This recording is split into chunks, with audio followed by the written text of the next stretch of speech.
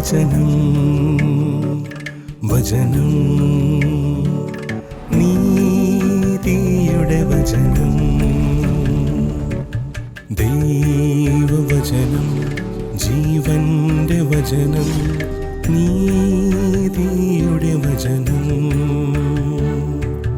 നീതിയുടെ വചനം. എല്ലാ ദൈവമക്കളെയും നീതിയുടെ വചനം എന്ന ശുശ്രൂഷയിലേക്ക് സവിനയം സ്നേഹത്തോടെ സ്വാഗതം ചെയ്യും. അനേകരെ നീതിയിലേക്ക് തിരിക്കുക എന്നുള്ള ലക്ഷ്യത്തോടു കൂടിയാണ് നാം നീതിയുടെ വചനം എന്ന ഒരു പരമ്പര തന്നെ തുടങ്ങാൻ കാരണം. അനേകരെ നീതിയിലേക്ക് തിരിക്കുക എന്ന് പറഞ്ഞാൽ ദൈവനീതിയിലേക്ക് തിരിക്കുക എന്നാണ് അർത്ഥം, മനുഷ്യൻ്റെ നീതിയിലേക്കല്ല. എന്താണ് യഥാർത്ഥ ദൈവനീതി എന്നുള്ളതിനെക്കുറിച്ച് പല എപ്പിസോഡുകളിൽ നാം വിശദീകരണം കൊടുത്തിട്ടുള്ളതാണ്. ഇന്ന് നമ്മൾ ചിന്തിക്കാൻ പോകുന്ന വിഷയം രക്ഷിക്കപ്പെട്ട ദൈവമക്കൾ അഥവാ ഒരു ദൈവ പൈതൽ അവൻ ആരാണെന്നുള്ള ഒരു തിരിച്ചറിവുണ്ടാകണം. ഒന്നുകൂടെ പറയാം, ഒരു യഥാർത്ഥ ക്രിസ്തീയ വിശ്വാസി അവൻ ആരാണെന്നുള്ള തിരിച്ചറിവ് അവനുണ്ടാകണം. അതിനായിട്ട് തിരുവചനത്തിൽ നിന്ന് നമുക്ക് ഒരു വാക്യം വായിക്കാം. പത്രോസിന്റെ ലേഖനം 1 പത്രോസ് 2-ാം അധ്യായത്തിൻ്റെ 9-ാമത്തെ വാക്യം. നിങ്ങളോ അന്ധകാരത്തിൽ നിന്നതിൻ്റെ അത്ഭുത പ്രകാശത്തിലേക്ക് നിങ്ങളെ വിളിച്ചവൻ്റെ സൽഗുണങ്ങളെ ഘോഷിപ്പാൻ തക്കവണ്ണം തിരഞ്ഞെടുക്കപ്പെട്ട ഒരു ജാതിയും രാജകീയ പുരോഹിതവർഗവും വിശുദ്ധ വംശവും സ്വന്തം ജനവും ആകുന്നു. ഇവിടെ എങ്ങനെയാണ് ഈ വാക്യം തുടങ്ങുന്നത്? നിങ്ങളോ എന്ന് പറഞ്ഞാൽ അതിൻ്റെ അർത്ഥം എന്താണ്? അതിൻ്റെ പുറകിൽ വേറെ ഒരു കൂട്ടം ആളുകളെക്കുറിച്ച് പറയുന്നുണ്ട്. അത് അതിൻ്റെ തൊട്ട് മുമ്പുള്ള വാക്യം വായിച്ചാൽ നമുക്കത് മനസ്സിലാകും. അത് അവിശ്വാസികൾ അഥവാ ദൈവവചനം അനുസരിക്കാത്തവർ, അവിശ്വാസികളും അനുസരിക്കാത്തവരുമായിട്ടുള്ള ആളുകളെ ഉദ്ദേശിച്ചാണ് പറഞ്ഞിരിക്കുന്നത്. അവർ അപ്പോൾ എവിടെയാണ്? അന്ധകാരത്തിലാണ്. അതാണ് ഇവിടെ പറഞ്ഞിരിക്കുന്നത്, അന്ധകാരത്തിൽ നിന്നും അത്ഭുത പ്രകാശത്തിലേക്ക്. അപ്പോൾ അത്ഭുത പ്രകാശത്തിൽ ഇരിക്കുന്നത് ആരാണ്? ദൈവമക്കളെ കുറിച്ചാണ് പറഞ്ഞിരിക്കുന്നത്. അന്ധകാരത്തിൽ നിന്നും അത്ഭുത പ്രകാശത്തിലേക്ക് വിളിച്ചവൻ്റെ സൽഗുണങ്ങളെ ഘോഷിപ്പാൻ തക്കവണ്ണം വിളിച്ച് വേർതിരിക്കപ്പെട്ട ഒരു കൂട്ടം ആളുകളാണെന്നാണ് പറഞ്ഞിരിക്കുന്നത്. വിളിച്ച് വേർതിരിക്കുക. ദൈവം ഒരു മനുഷ്യനെ രൂപാന്തരപ്പെടുത്തുന്നതിന് പല ഘട്ടങ്ങളുണ്ട്, അതായത് പല സ്റ്റെപ്പുകളുണ്ട്. ഒന്നാമതായി അവനെ മുന്നറിയണം എന്ന് പറഞ്ഞാൽ ലോകസ്ഥാപനത്തിന് മുമ്പേ, അതിനെക്കുറിച്ച് നമ്മളൊരു എപ്പിസോഡ് ചെയ്തതാണ്. ലോകസ്ഥാപനത്തിന് മുമ്പേ നമ്മളെ അവൻ അറിഞ്ഞു. എങ്ങനെയാണ് അറിഞ്ഞത്? നമ്മളെക്കുറിച്ചുള്ള, അതായത് നമ്മളതിനെക്കുറിച്ച് പണ്ട് ചിന്തിച്ച അവസരത്തിൽ ഇതുവരെ ജനിച്ച് മരിച്ചു പോയിട്ടുള്ളവരും ഇപ്പോൾ ജനിച്ച് ജീവിച്ചിരിക്കുന്നവരും ഇനിയും ജനിച്ച് ജീവിക്കാനിരിക്കുന്നവരും, ഇങ്ങനെ 3 കൂട്ടം ആളുകളെക്കുറിച്ചാണ് നമ്മൾ ചിന്തിക്കുകയുണ്ടായത്. അതായത് അവരെ മുന്നറിഞ്ഞു, ഈ എല്ലാവരെയും. അതാണ് ദൈവത്തിൻ്റെ പ്രത്യേകത എന്ന് പറയുന്നത്. അതായത് അവൻ്റെ കൈവെള്ളയിൽ അവരുടെ ചിത്രങ്ങൾ സഹിതം ഓരോ വ്യക്തിയുടെയും പേരുകൾ സഹിതം അവരുടെ ചിത്രങ്ങൾ പോലും കൊടുത്തിട്ടുണ്ട് ദൈവത്തിൻ്റെ കൈവെള്ളയിൽ. എത്ര മനോഹരമായിട്ടുള്ള ഒരു അറിവാണ് അത് ദൈവത്തെക്കുറിച്ച് നമുക്കുള്ളത്. അങ്ങനെയാണ് മുന്നറിഞ്ഞത്. മുന്നറിഞ്ഞവരെ എന്തു ചെയ്യും? അറിഞ്ഞവരെ മാത്രമേ തിരഞ്ഞെടുക്കുകയുള്ളൂ. മുന്നറിഞ്ഞവരെ തിരഞ്ഞെടുക്കുകയും തിരഞ്ഞെടുത്തവരെ നിയമിക്കുകയും, അതാണ് അടുത്ത സ്റ്റെപ്പ്, നിയമിച്ചവരെ വിളിക്കുകയും വിളിച്ചവരെ നീതീകരിക്കുകയും നീതീകരിച്ചവരെ തേജസ്കരിക്കുകയും ചെയ്യും. ഇതാണ് മുന്നറിഞ്ഞവരെ കുറിച്ചുള്ള ദൈവത്തിൻ്റെ പദ്ധതി. അപ്പോൾ ദൈവം ഒരു മനുഷ്യനെ തേജസ്കരിക്കുന്നത് എങ്ങനെയാണെന്നുള്ളത് നമുക്ക് തേജസ്കരിച്ചിരിക്കുന്നു എന്നാണ് പറഞ്ഞിരിക്കുന്നത്. തേജസ്കരിച്ച് നമ്മളെ സ്വർഗത്തിൽ ഇരുത്തിയിരിക്കുന്നു എന്നാണ് പറഞ്ഞിരിക്കുന്നത്. സ്വർഗത്തിൽ ഇരുത്തുമെന്നല്ല, സ്വർഗത്തിൽ ഇരുത്തിയിരിക്കുകയാകുന്നു. ആരെ? തേജസ്കരിച്ചവരെ. അപ്പോൾ ഇനിയും യേശുക്രിസ്തുവിൻ്റെ രണ്ടാം വരവിൽ നാം എടുക്കപ്പെടുമ്പോൾ ആ തേജസ് എങ്ങനെയുള്ളതായിരിക്കും? അത് തേജസ് അല്ല, തേജസ്സിന്മേൽ തേജസ്സാണ്. Praise the lord. ഇപ്പോൾ നാം തേജസ് പ്രാപിച്ചവരാണ്. അപ്പോൾ ആ തേജസ്സോടുകൂടി നാം സ്വർഗത്തിൽ നമ്മെ ഇരുത്തിയിരിക്കുകയാണ്. അതുകൊണ്ടാണ് ഞാൻ സാധാരണ പറയാറുള്ളത്, സ്വർഗത്തിൻ്റെ ഉദ്ഘാടനം ഈ ഭൂമിയിൽ വെച്ച് തന്നെ നടന്നു. എപ്പോൾ? 2000 വർഷങ്ങൾക്ക് മുമ്പ്. ഈ ഭൂമിയിൽ വെച്ച് തന്നെ സ്വർഗത്തിലുള്ളതും ഭൂമിയിലുള്ളതും ഒന്നാക്കുക എന്നുള്ള ഒരു കാലത്തിൻ്റെ സമ്പൂർണതയുടെ വ്യവസ്ഥയുണ്ട്. ആ വ്യവസ്ഥ നിറവേറ്റപ്പെട്ടപ്പോൾ എന്താ സംഭവിച്ചത്? സ്വർഗവും ഭൂമിയും ദൈവം ഒന്നാക്കി കഴിഞ്ഞു. അതാണ് നമ്മെ ആരാക്കി തീർക്കും. നമ്മൾ ആരാണെന്ന് നമ്മുടെ ചിന്താവിഷയം നമ്മൾ മറന്നു പോകരുത്. എന്താണ് നമ്മുടെ ചിന്താവിഷയം? അന്ധകാരത്തിൽ നിന്ന് അത്ഭുത പ്രകാശത്തിലേക്ക് നമ്മളെ വിളിച്ചവൻ്റെ സൽഗുണങ്ങളെ ഘോഷിപ്പാൻ തക്കവണ്ണം വിളിച്ച് വേർതിരിക്കപ്പെട്ട ഒരു ജാതിയാണ്, ഒരു പ്രത്യേക ജാതിയാണത്. രാജകീയ പുരോഹിത വർഗമാണ്. എന്താണ് രാജകീയ പുരോഹിത വർഗം? പഴയ നിയമത്തിലാണ് പുരോഹിത വർഗത്തെക്കുറിച്ച് പറഞ്ഞത്. അത് രാജകീയമാക്കി തന്നത് എപ്പോഴാണ്? അത് പുതിയ നിയമത്തിലാണ്. റോയൽ പ്രീസ്റ്റ്ലിഹുഡ് എന്നാണ് ഇതിന് പറയുന്നത്. റോയൽ, അത് രാജകീയമാണ്. റോയൽ പ്രീസ്റ്റ്ലിഹുഡ് രാജകീയ പുരോഹിത വർഗവും വിശുദ്ധ വംശവും സ്വന്തം ജനവുമാകുന്നു. എന്താണ് വിശുദ്ധ വംശം എന്ന് പറയുന്നത്? വിശുദ്ധ വംശം എന്ന് പറയുന്നത് നിങ്ങളാണ്. നിങ്ങൾ ആരാണ്? നിങ്ങൾ വിശുദ്ധരാണ്. പൗലോസ് അപ്പോസ്തലൻ തൻ്റെ ലേഖനം എഴുതുമ്പോൾ അതിൻ്റെ ആരംഭത്തിൽ എല്ലാ ലേഖനങ്ങളും പറഞ്ഞിട്ടുണ്ട് വിശുദ്ധന്മാർക്ക് എഴുതിയിരിക്കുന്നത്. കഴിഞ്ഞ ഒരു എപ്പിസോഡിൽ നമ്മൾ ചിന്തകളെ ഭാവികളാണ് എന്ന് പറഞ്ഞ് നെടുക നടന്ന് ആരാധനാ കേന്ദ്രങ്ങളും അതുപോലെ തന്നെ പുണ്യസ്ഥലങ്ങളും തേടി നടന്നതിന് പരിഹാരം കണ്ടെത്തുന്നവരെ കുറിച്ച് അല്ല പറഞ്ഞിരിക്കുന്നത്. വിശുദ്ധീകരണം പ്രാപിച്ചവരാണ്. എങ്ങനെ വിശുദ്ധീകരണം പ്രാപിച്ചു? വിശുദ്ധീകരിക്കപ്പെട്ടിരിക്കുന്നു. അതായത് എബ്രായർ 10:10 പറഞ്ഞിരിക്കുന്നത് വിശുദ്ധീകരിക്കപ്പെട്ടിരിക്കുന്നു. വിശുദ്ധീകരിക്കപ്പെട്ടവരെ സൽഗുണപൂർണരാക്കുകയാണ് ചെയ്തത്. ഇതൊക്കെ കർത്താവ് ചെയ്യുന്നതാണ്. അങ്ങനെ വിശുദ്ധീകരിക്കപ്പെട്ടവരാണ് ആര്? വിശുദ്ധ വംശം.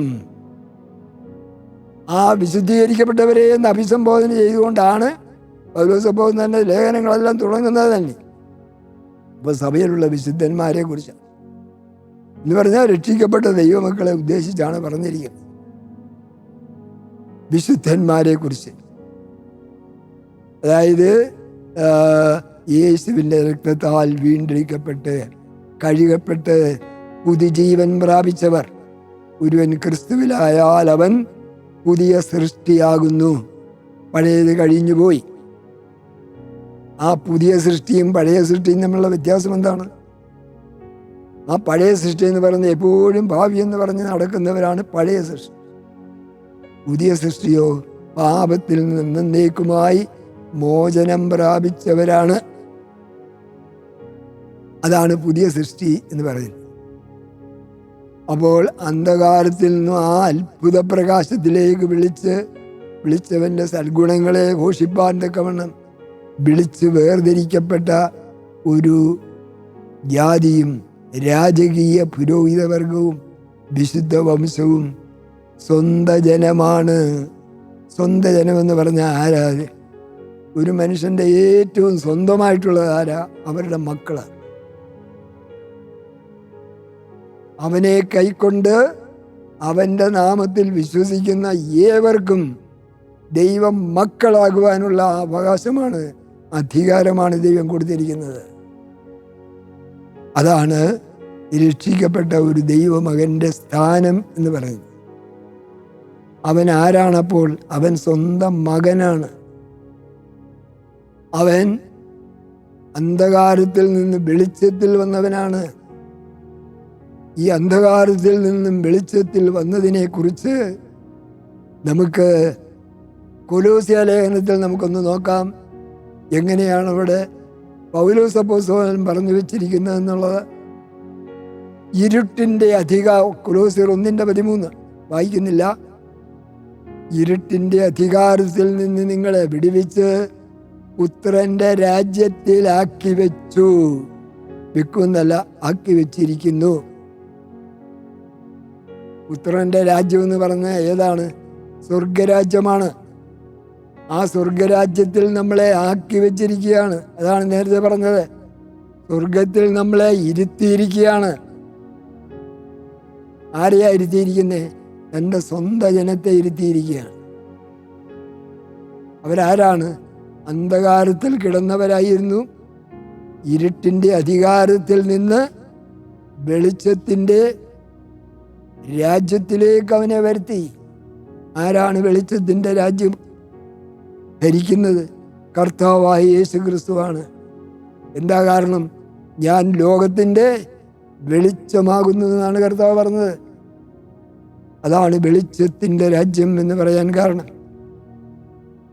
വെളിച്ചത്തിൻ്റെ രാജ്യത്തിൽ നമ്മളെ ആക്കി വെച്ച്. അതാണ് പൗലോസ് അപ്പോസ്തലൻ അതിനെക്കുറിച്ച് പറഞ്ഞിരിക്കുന്നത്. അതിനായിട്ട് നമ്മളെപ്പോഴും സ്തോത്രം പറയണമെന്നാണ് വിശുദ്ധ പൗലോസ് പറയുന്നത്. ആ ഇരുട്ടിൻ്റെ അധികാരത്തിലായിരുന്നു നമ്മൾ. ഇരുട്ടെന്ന് പറഞ്ഞാൽ എന്താണ്? അത് സാത്താൻ്റെ സൂചനയാണ്. അവൻ അധികാരമുള്ളവനാണ്.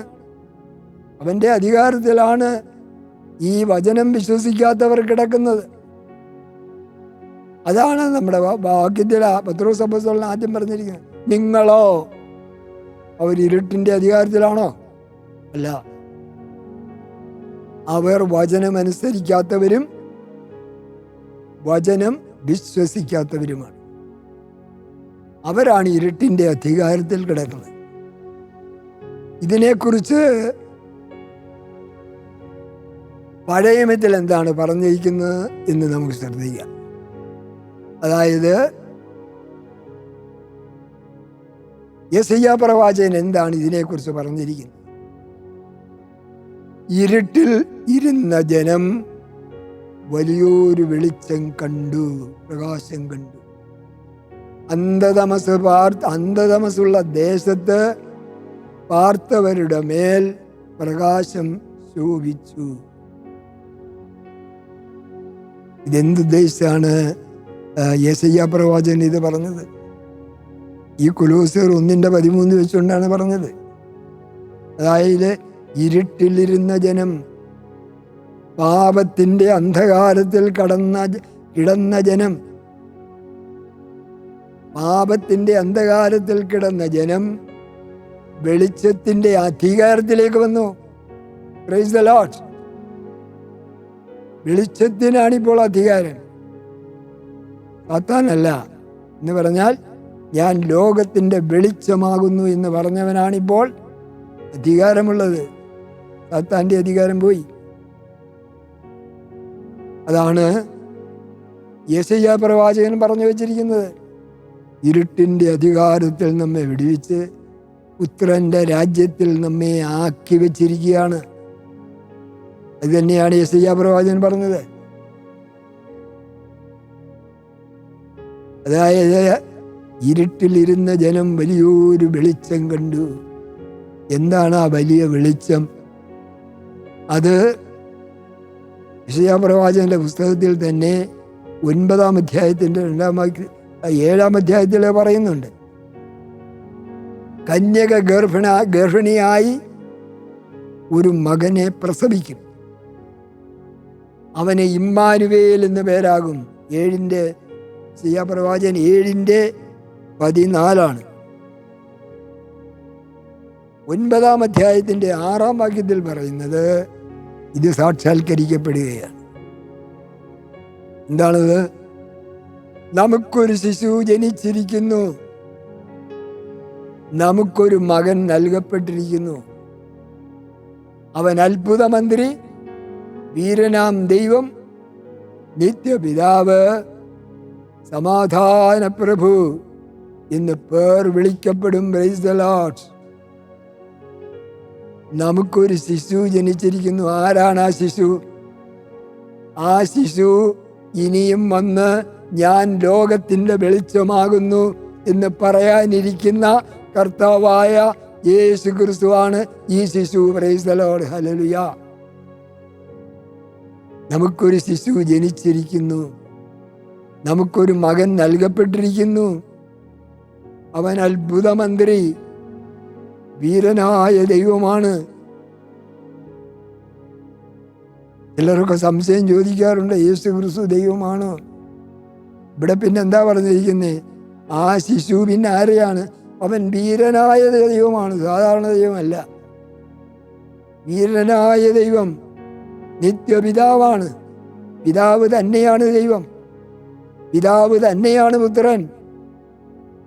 പിതാവും പുത്രനും പരിശുദ്ധാത്മാവും എന്നുള്ള ആ തൃത്വത്തെക്കുറിച്ചൊക്കെ നമ്മൾ ഒരിക്കൽ അത് പരാമർശിച്ചതാണ്. ഇതിനെക്കുറിച്ചൊക്കെ പല വിമർശനങ്ങൾ ഇന്ന് സമൂഹത്തിൽ നിലനിൽക്കുന്നുണ്ട്. ആ വിമർശനത്തിൽ നമ്മൾ കടക്കുന്നില്ല, അതിനെക്കുറിച്ച് പിന്നീട് നമ്മൾ ചിന്തിക്കും. ഈ 3 പേരുകൾ തിരുവചനത്തിൽ രേഖപ്പെടുത്താൻ എന്താണ് കാരണം? ഈ തിരുവചനം എഴുതപ്പെട്ടിട്ടുള്ളത് ആർക്ക്? പിതാവ്, പുത്രൻ, പരിശുദ്ധാത്മാവ്. ഈ തിരുവചനം ആർക്ക് വേണ്ടിയാണ് എഴുതിയിരിക്കുന്നത്? ഇത് ദൈവത്തിന് വേണ്ടി എഴുതിയതല്ല. ഈ തിരുവചനം ഇത് മനുഷ്യനിരുന്ന് വായിച്ച് മനസ്സിലാക്കാൻ വേണ്ടിയാണ്. ദൈവത്തിന് ഈ വചനത്തിൻ്റെ ആവശ്യമില്ല. എന്താ കാരണം? ദൈവം തന്നെ വചനമാകുന്നു. Praise the Lord. എൻ്റെ വചനം ആത്മാവും ജീവനുമാകുന്നു. അപ്പോൾ ഈ 3 പേരുകൾ പിതാവ്, പുത്രൻ, പരിശുദ്ധാത്മാവ് എന്ന് പരാമർശിക്കുവാൻ എന്താണ് കാരണം? ഇത് മനുഷ്യന് മനസ്സിലാക്കുന്നതിന് വേണ്ടിയാണ്. എന്ത് മനസ്സിലാക്കുവാൻ? അതായത് ഏദൻ തോട്ടത്തിൽ നിന്ന് വെളിയിലാക്കപ്പെട്ട മനുഷ്യനെ ഉദ്ധരിച്ച് പാപത്തിൽ നിന്ന് അവനെ വീണ്ടെടുത്ത് അവനെ ഏദൻ തോട്ടത്തിലായിരുന്ന അതേ അവസ്ഥയിലാക്കി തീർക്കുവാനായിട്ട് ദൈവം ചെയ്ത ബൃഹത്തായ പദ്ധതികളുടെ ഭാഗങ്ങൾ വിശദീകരിക്കുന്നതിന് ഈ 3 പേരുകൾ ആവശ്യമാണ്. ഏത് പേരുകൾ? പിതാവെന്നുള്ള പേര് വേണം, പുത്രൻ എന്നുള്ള പേര് വേണം, പരിശുദ്ധാത്മാവ് എന്നുള്ള പേര് വേണം. ഇത് 3 ഉണ്ടെങ്കിലേ അതിന് വിശദീകരണം കൊടുത്ത് മനുഷ്യനെ മനസ്സിലാക്കാൻ കഴിയുള്ളൂ. അതിനുവേണ്ടിയാണ് ഈ തൃത്വ പരാമർശം തിരുവചനത്തിൽ പറഞ്ഞിരിക്കുന്നത്. തൃത്വം എന്നുള്ള വാക്ക് തിരുവചനത്തിൽ ഇല്ലെങ്കിൽ തന്നെയും പിതാവുണ്ട്, പുത്രനുണ്ട്, പരിശുദ്ധാത്മാവ്. ഇത് പറയാൻ കാരണം എന്താണ്? ഈ ബൃഹത്തായ രക്ഷയുടെ പദ്ധതി മനുഷ്യന് മനസ്സിലാകത്തക്ക വിധത്തിൽ മനുഷ്യനെ അവതരിപ്പിച്ചു കൊടുക്കണമെങ്കിൽ ഈ 3 പേരുകൾ ആവശ്യമാണ്. അതാണ് അന്ധകാരത്തിൽ നിന്നും അത്ഭുത പ്രകാശത്തിലേക്ക് നമ്മളെ വിളിച്ചവൻ്റെ സൽഗുണങ്ങളെ ഘോഷിപ്പാൻ. എന്താണ് അവൻ്റെ സൽഗുണം എന്ന് പറയുന്നത്? യേശു ക്രിസ്തുവിൻ്റെ സൽഗുണം എന്ന് പറയുന്നത് എന്തൊക്കെയാണ്? യേശു ക്രിസ്തുവിൻ്റെ സൽഗുണം റോമർ 5:8 ക്രിസ്തുവോ നാം പാപികളായിരിക്കുമ്പോൾ തന്നെ നമുക്ക് വേണ്ടി മരിക്കയാൽ ദൈവം തനിക്ക് നമ്മോടുള്ള സ്നേഹത്തെ പ്രദർശിപ്പിക്കുന്നു. നമ്മൾ ഏതവസ്ഥയിൽ ഇരുന്നപ്പോഴാണ് യേശു ക്രിസ്തു നമുക്ക് വേണ്ടി തൻ്റെ രക്തം ചിന്തി നമ്മുടെ പാപങ്ങളെ മോചിച്ചത്? നമ്മൾ പാപികളായിരുന്ന അവസരത്തിലാണ്. നോക്കണം, കർത്താവ് എത്ര വലിയ പദ്ധതിയാണ് നമുക്ക് വേണ്ടി ആസൂത്രണം ചെയ്തിരിക്കുന്നതെന്നാണ്. എത്ര വലിയ സ്നേഹമാണ് അവൻ്റെ പ്രവൃത്തി എന്നുള്ളത് അവൻ്റെ പ്രവൃത്തികളെ ഘോഷിപ്പാനാണ് നമ്മളെ വിളിച്ച് വേർതിരിച്ചിരിക്കുന്നത്. ദൈവസ്നേഹത്തിൻ്റെ നീളവും വീതിയും ആഴവും ഉയരവും എത്രമാത്രമുണ്ടെന്ന് അളക്കാൻ മനുഷ്യന് കഴിഞ്ഞിട്ടുണ്ട്? ഇല്ല. പൗലോസ് അപ്പോസ്തലന്റെ ജീവിതം മുഴുവൻ ഇത് അളക്കാൻ വേണ്ടിയുള്ള ഓട്ടമായിരുന്നു. ഏതളക്കാൻ വേണ്ടി? ദൈവസ്നേഹത്തിൻ്റെ വീതിയും നീളവും ആഴവും ഉയരമെല്ലാം അളക്കാൻ വേണ്ടിയുള്ള ഓട്ടമായിരുന്നു പൗലോസ് അപ്പോസ്തലന്റെ. എന്നിട്ട് അളക്കാൻ സാധിച്ചോ? ഇല്ല. ആ സ്നേഹം മനുഷ്യനെ കൊണ്ട് അളക്കുവാൻ സാധ്യമല്ല. ആ സ്നേഹം കൊണ്ടാണ് കർത്താവ് എന്ത് ചെയ്തത്? നമ്മൾ പാപികളായിരുന്നപ്പോൾ തന്നെ എന്ത് സംഭവിച്ചു? നമ്മളുടെ പാപങ്ങൾക്ക് വേണ്ടി അവൻ ക്രൂശിന്മേൽ മരിച്ച് നമ്മുടെ പാപങ്ങൾക്ക് മോചനം വരുത്തി. അങ്ങനെ വരുത്തിയെങ്കിൽ ഇപ്പോൾ നമ്മൾ നീതീകരിക്കപ്പെട്ടവരായതിനു ശേഷം എത്രമാത്രം നമ്മളെ ദൈവം സ്നേഹിക്കുമെന്നുള്ളത് നമ്മൾ മനസ്സിലാക്കണം. പാപികളായിരുന്നപ്പോൾ തന്നെ നമുക്ക് വേണ്ടി രക്തം ചിന്തിയതിൻ്റെ സ്നേഹം പ്രദർശിപ്പിച്ചെങ്കിൽ പാപത്തിൽ നിന്നും മോചനം പ്രാപിച്ച് നീതീകരണം പ്രാപിച്ച നമുക്ക് വേണ്ടി എത്രമാത്രം കർത്താവ് നമ്മളെ എത്രമാത്രം കർത്താവ് സ്നേഹിക്കും എന്നുള്ളത് നാം തിരിച്ചറിയണം. ഈ തിരിച്ചറിവില്ലാതെ ഒരു ക്രിസ്തീയ ജീവിതം നമ്മൾ ആരാണെന്നുള്ളത് നമുക്ക് മനസ്സിലാക്കാൻ പറ്റില്ല. യഥാർത്ഥത്തിൽ നമ്മൾ ആരാണ്? ദൈവത്തിൻ്റെ മക്കളാണ്. കാൺമീൻ, നാം ദൈവം മക്കളെന്ന് വിളിക്കപ്പെടുവാൻ പിതാവ് എത്ര വലിയ സ്നേഹമാണ് ദൈവം നമുക്ക് നൽകി തന്നിരിക്കുന്നത്. ദൈവമക്കളെന്ന് വിളിക്കപ്പെടുവാൻ. അതായത് 2 കൊരിന്ത്യർ 4:6 വീണ്ടും പൗലോസ് അപ്പോസ്തലൻ ഈ പ്രകാശത്തിൽ നിന്ന്, ഈ ഇരുട്ടിൽ നിന്ന് പ്രകാശം ഉദിക്കണമെന്ന് പൗലോസ് അപ്പോസ്തലൻ പറഞ്ഞു വെച്ചിട്ടുണ്ട്. ഇരുട്ടിൽ നിന്ന് എങ്ങനെയാണ് പ്രകാശം ഉദിക്കുന്നത്? ഇരുട്ടിൽ നിന്ന് പ്രകാശം ഉദിക്കുന്നത് നമുക്ക് എവിടെ കാണാൻ സാധിക്കും? ഉൽപ്പത്തി പുസ്തകം 1-ാം അധ്യായത്തിൻ്റെ 1-2 വാക്യത്തിൽ പറഞ്ഞിട്ടുണ്ട്. ആഴത്തിൽ ഇരുൾ നിറഞ്ഞ അവസരത്തിലാണ് ദൈവം പറയുന്നത് പ്രകാശം ഉണ്ടാകട്ടെ എന്ന്. അപ്പോൾ പ്രകാശമുണ്ടായി. അപ്പൊ എന്താ സംഭവിച്ചത്? ഇരുട്ടിൽ നിന്ന് പ്രകാശം ഉദിച്ചു. പാപത്തിന്റെ അന്ധകാരത്തിൽ ഇരുന്ന നമ്മുടെ ഹൃദയത്തിൽ നിന്ന് എന്തുദിച്ചു? മഹത്വത്തിന്റെ പ്രത്യാശയായ ക്രിസ്തു അകത്ത് കയറിയപ്പോൾ എന്താ സംഭവിച്ചത്? യേശു ക്രിസ്തുവിനെ കുറിച്ചുള്ള പരിജ്ഞാനം നമുക്കുണ്ടായി. എന്ത് പരിജ്ഞാനം? യേശു ക്രിസ്തുവിന്റെ മുഖത്തെ തേജസ്സിനെ കുറിച്ചുള്ള പരിജ്ഞാനം നമുക്കുണ്ടായി. യേശു ക്രിസ്തുവിന്റെ മുഖത്തെ തേജസ്സിനെ കുറിച്ചുള്ള പരിജ്ഞാനം നമുക്കുണ്ടായി. അതാണ് 2 കൊരിന്ത്യർ 4:6 പറഞ്ഞിരിക്കുന്നത്. ഇരുട്ടിൽ നിന്ന് പ്രകാശം ഉദിക്കണം എന്നുള്ളത് യേശു ക്രിസ്തുവിന്റെ മുഖത്ത് ഉള്ള ദൈവ തേജസ്, യേശു ക്രിസ്തുവിന്റെ മുഖത്തുള്ള ദൈവ തേജസ് എങ്ങനെയാണ് ഉണ്ടാകുന്നത്? യേശു ക്രിസ്തു ദൈവമായതുകൊണ്ടാണ് ഉണ്ടാകുന്നത്. ആ തേജസ് നമ്മുടെ ഉള്ളിൽ ജ്വലിക്കുമ്പോൾ നാം എന്തായിത്തീരും? നമ്മളിൽ നിന്നും ആ പ്രകാശം ഉദിക്കാൻ തുടങ്ങും. നമ്മളിൽ ഇരുട്ടായിരുന്ന ഹൃദയം, പാപം കൊണ്ട് നിറഞ്ഞ നമ്മുടെ ഹൃദയത്തിൽ നിന്ന് ഇപ്പോൾ എന്താ ഉണ്ടാകുന്നത്? വെളിച്ചമുണ്ടാകുകയാണ്. ആ വെളിച്ചം ആരാണ്? യേശു ക്രിസ്തുവാണ് ആ വെളിച്ചം. ആ യേശു ക്രിസ്തുവിനെ കുറിച്ചുള്ള പരിജ്ഞാനത്തെ കുറിച്ചാണ് ഈ വാക്യത്തിൽ പറഞ്ഞിരിക്കുന്നത്. യേശു ക്രിസ്തുവിനെ കുറിച്ചുള്ള പരിജ്ഞാനം. ആ പരിജ്ഞാനത്തിന് വെളിച്ചം മാത്രമല്ല, അതിനൊരു വാസനയുമുണ്ട്. പരിജ്ഞാനത്തിൻ്റെ, അതാണ് പൗലോസ് പുസ്തകം പറഞ്ഞിരിക്കുന്നത്, പരിജ്ഞാനത്തിൻ്റെ വാസന വെളിപ്പെടുത്തുവാൻ തക്കവണ്ണം നമുക്ക് ഇടയാകണമെന്ന്. ആ പരിജ്ഞാനത്തിൻ്റെ വെളിച്ചം പരത്തുവാൻ നമുക്ക് ഇടയാകണമെന്ന്. എങ്ങനെ? യേശു ക്രിസ്തുവിനെ മറ്റുള്ളവർക്ക് കാണിച്ചു കൊടുത്തു. അവനിൽ കൂടി നാം അനുഭവിക്കുന്ന വെളിച്ചം മറ്റുള്ളവർ കാണണം. അവനിൽ കൂടി നമുക്ക് ലഭിച്ച ആ പരിജ്ഞാനത്തിൻ്റെ വാസന മറ്റുള്ളവർ അനുഭവിക്കണം.